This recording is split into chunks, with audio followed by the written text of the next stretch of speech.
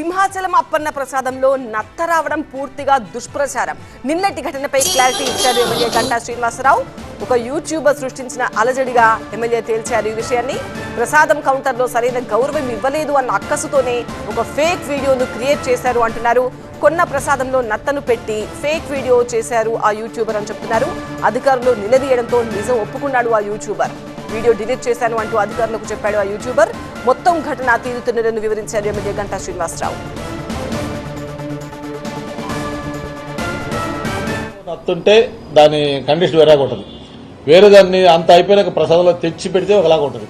సరే, వీటన్నిటికంటే ప్రధానంగా అతనితో మాట్లాడిన తర్వాత వాళ్ళు ఎందుకయ్యా అట్లా చేశావంటే అతను చెప్పిన సమాధానం ఏంటంటే, నేను ప్రసాదం కౌంటర్ దగ్గర నాకు మీ వాళ్ళ ట్రీట్మెంట్, వాళ్ళ యాటిట్యూడ్ అప్రోచ్ నాకు నచ్చలేదు, వాళ్ళకి రెస్పెక్ట్ ఇవ్వలేదు కాబట్టి నేను చేశాను అంటే, ఇట్లా మీరు అన్నట్టే ఈరోజు ఒక పర్వదినం ముక్కోట ఏకాదశి వేలాది భక్తులు వస్తా ఉన్నారు, ఈ సమయంలో ఇట్లా చేస్తే తప్పు కదా అని అడిగితే, అందుకే కదా నేను డిలీట్ చేశాను, దాన్ని నేను తీసేశాను కాబట్టి ఇక అది లేదు, నేను ఈరోజు దర్శనానికి వస్తున్నాను, నాకు జాతర చూసుకోవడానికి కూడా మళ్ళీ చెప్పాడంట.